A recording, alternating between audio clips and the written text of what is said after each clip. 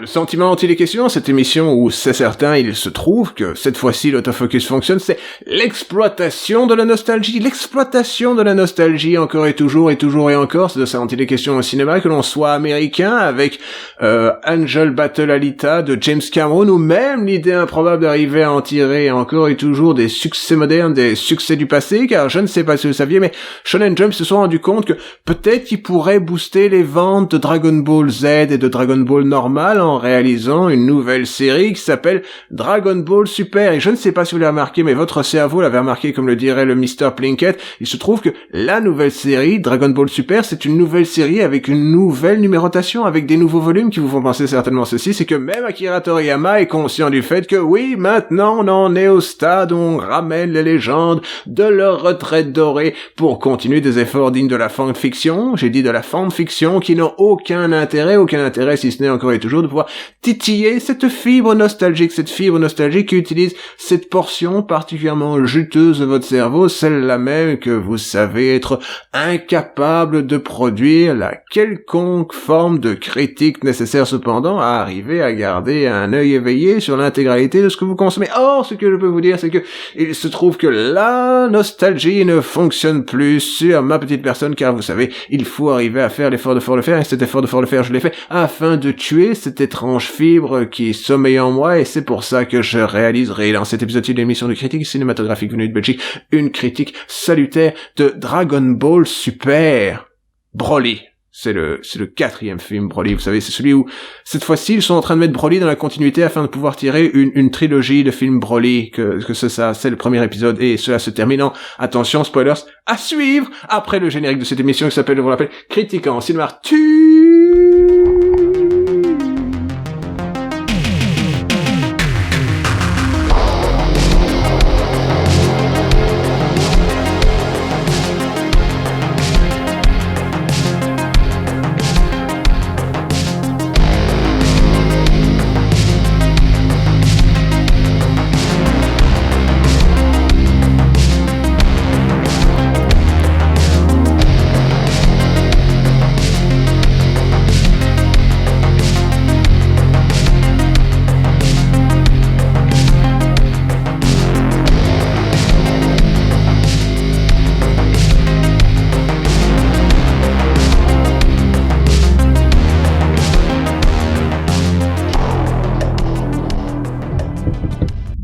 La question qui se pose, c'est de savoir pourquoi il se fatigue à faire ces efforts particuliers afin de ramener à la vie la série Dragon Ball Z.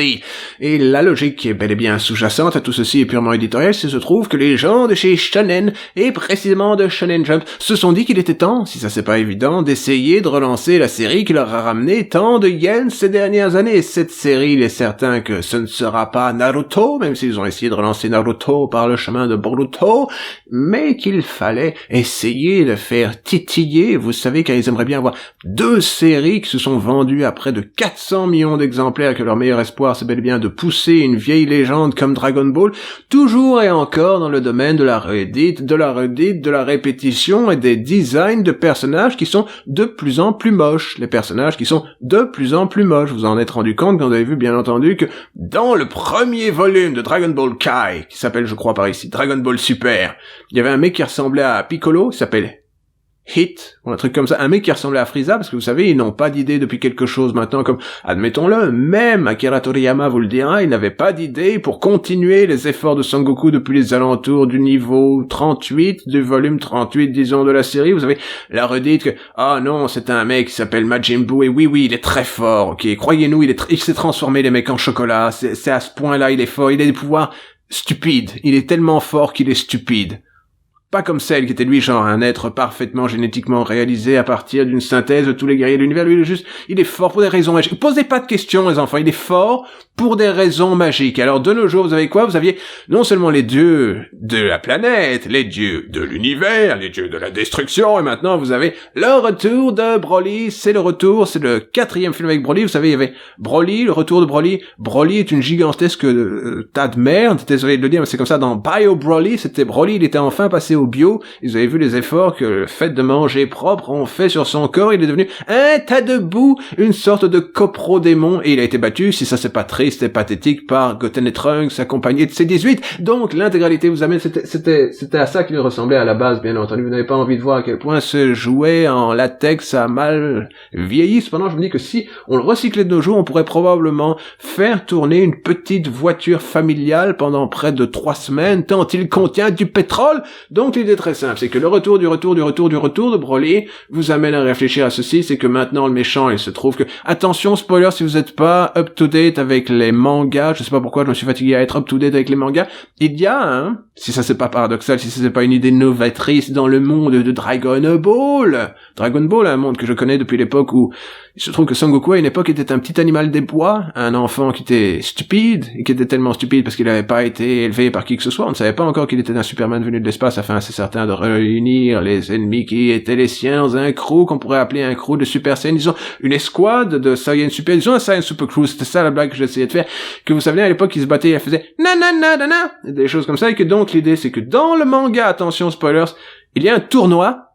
Mais attention, c'est un tournoi très 2018, vous savez, Fortnite, PUBG, tout ça. C'était en Battle Royale, alors il a besoin d'une équipe de tous les gens, alors il a ramené Frieza à la vie, parce que c'est une excellente idée, je veux dire. Je pense qu'il aurait pu mieux, si jamais il avait voulu s'entendre avec Cell, parce que Cell et lui, au moins, ils étaient potes, que Frieza, c'est un enfoiré total, mais que c'est ça le principe, ils veulent un ennemi qui peuvent servir d'ennemi. Alors lui aussi, Frieza, il a trouvé le pouvoir du Golden quelque chose, du Golden Nugget, il a le pouvoir du Golden Nugget, il est capable de se transformer une version dorée de lui qui fait qu'il est encore considérablement moins fort que l'intégralité des personnages contre qui il est censé se battre, mais attention, et là on va résumer le scénario en quelques phrases, ça va être très simple. Dans le passé, planète Saiyan, vous savez, planète Vegeta, avec King Vegeta, être sous égide King Cold, Papa Frieza prend retraite, donner Empire à Frieza, armée Frieza, lui dire ça c'est des scouts, vous pouvez voir puissance ennemie, il dit faites le tour de l'univers, etc. King Vegeta lui voir fils Broly, bébé Broly baby. Il dit Broly baby trop fort, moi exclure lui, planète très forte, méchante, gaz,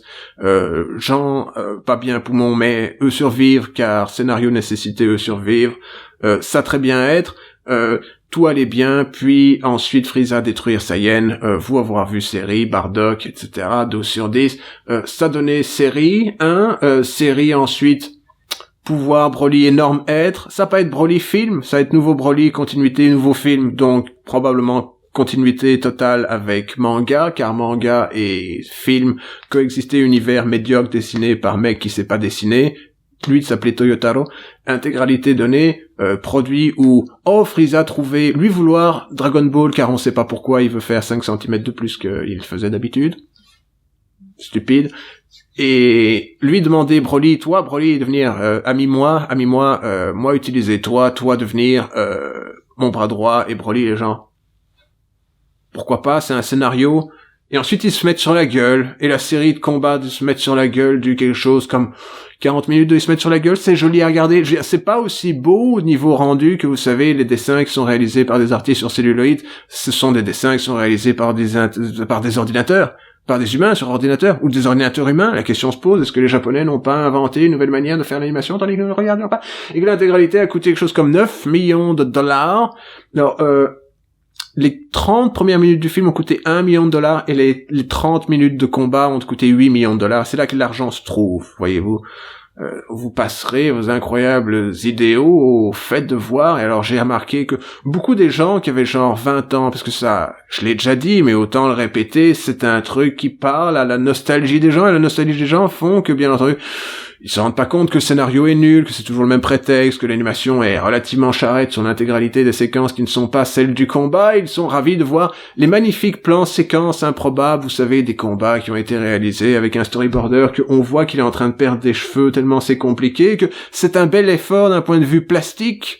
d'un point de vue scénaristique, mon Dieu, on se pose des questions, et d'un point de vue, bien entendu, de la logique pure, il se trouve qu'ils voulaient avoir la possibilité de dire chez Shonen Jump qu'ils avaient au moins 3 séries qui se vendent à 400 000 exemplaires. Je pense qu'il y a une portion de tout ceci qui fait qu'ils veulent que les ventes de Dragon Ball, s'ils pouvaient les rapprocher de One Piece, parce que peut-être qu'ils savent que One Piece, il reste quoi, 4-5 ans de scénario là-dedans, j'en sais rien, j'ai lâché au second volume parce que les dessins sont beaucoup trop laids pour que je me fatigue à regarder tout ceci. Vous voyez, je suis de l'époque de Tetsuhara et Buranson, des gens qui savaient dessiner, et l'intégralité vous amenait à cette incroyable réflexion, c'est-à-dire que pourquoi pas relancer Dragon Ball dans une nouvelle numérotation, vous savez, parce que on va pas aller détruire la qualité de ce qu'on avait, mais on peut faire genre les efforts de fanfiction supplémentaires, vous savez, Beerus, Whis, Hit, Nail, les personnages qui sont nuls, qui ressemblent à... Si ça c'est pas paradoxal, pour l'instant ils en sont au stade où j'ai oublié le nom du mec, je crois qu'il s'appelle Jiren, ou Jirun, ou Chachachi et Chacha, il se bat contre Sankukai et Begito, vous savez, les fameux frères Saiyans qui sont pas frères, mais qui sont bel et bien Saiyans et qui sont les derniers à se souvenir du fait qu'à une époque ils étaient des gens d'une autre planète, mais maintenant on dit, oui, ils sont humains comme vous, et vous êtes genre, ils ont une forme humanoïde, c'est pas pareil, mais ça c'est un des problèmes de traduction qu'il y a dans Dragon Ball Super, qui est loin de l'être d'ailleurs.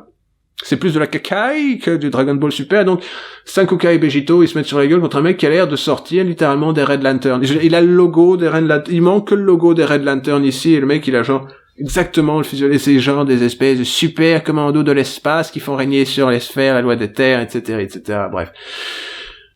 Est-ce que tout ceci a une forme d'intérêt? Non! Alors vous les voyez se transformer en Gogeta à la fin, parce que comme ça permet de remettre l'idée, vous savez, de la danse des fusions bel et bien dans une logique où Sangoku et Vegeta l'utilisent du pouvoir. Et que voilà, je veux dire, c'est pas intéressant, c'est pas particulièrement fascinant non plus, et que l'intégralité se termine sans vouloir spoiler l'intégralité, mais bon, j'imagine que la plupart des gens l'ont déjà téléchargé sur le BitTorrent. Voilà, ça se finit en à suivre, où Frieza escompte. Il escompte!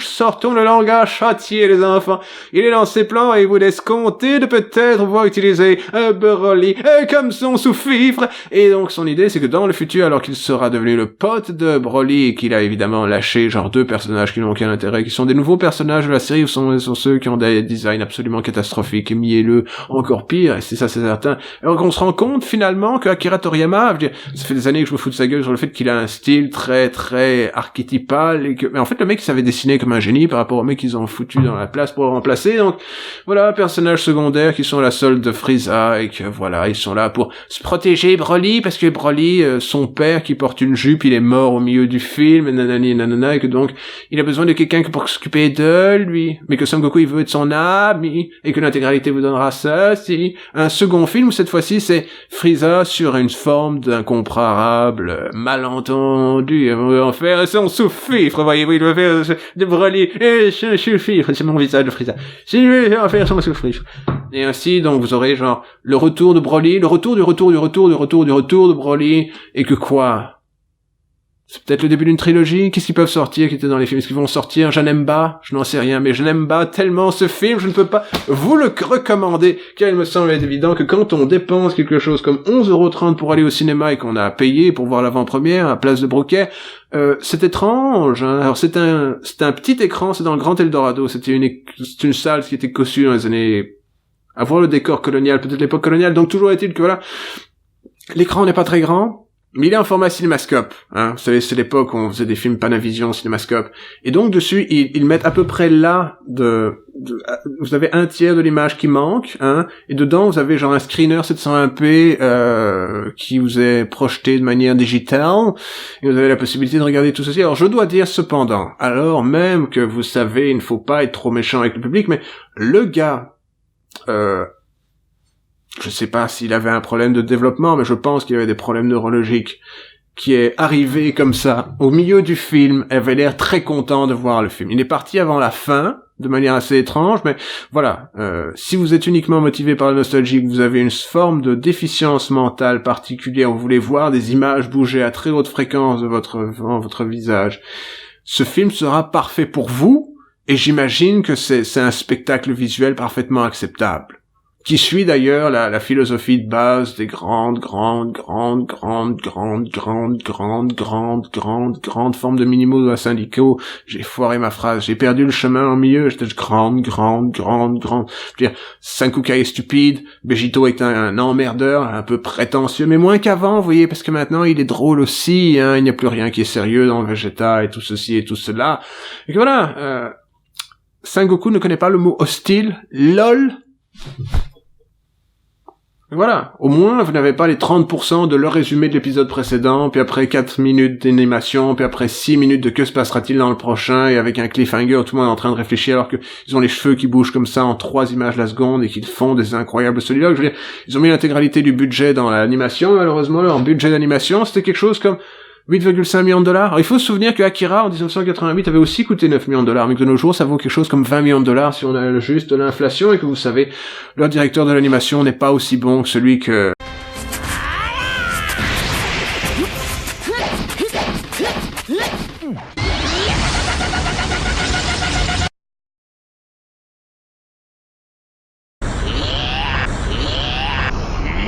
Et que voilà, si c'est pour dépenser 11,30€, peut-être même, oui, quelque chose comme 18€ en comptant le popcorn et la petite eau, hein, c'est la plus petite eau qu'ils proposent, hein, parce que peut-être vous avez juste envie d'allonger des morceaux de popcorn de votre dent, et ben non, vous allez pouvoir vous payer une bonne eau à 3€, parce que c'est ça que l'eau coûte, semble-t-il, et des choses comme ça. Donc, pour réitérer ma blague facile, je n'aime pas tellement ce film, et j'imagine que par contre son public de fanaphone, qui aime bien le fun et le japanime, a rendu ce sim, et que zalabim zalabam, j'ai fini ma critique, et maintenant je vais aller jouer à Apex Legends, car j'aurais pu rester chez moi et jouer à Apex Legends, cela ne m'aurait pas fait de mal. J'ai gagné un match hier, et j'espère gagner un demain.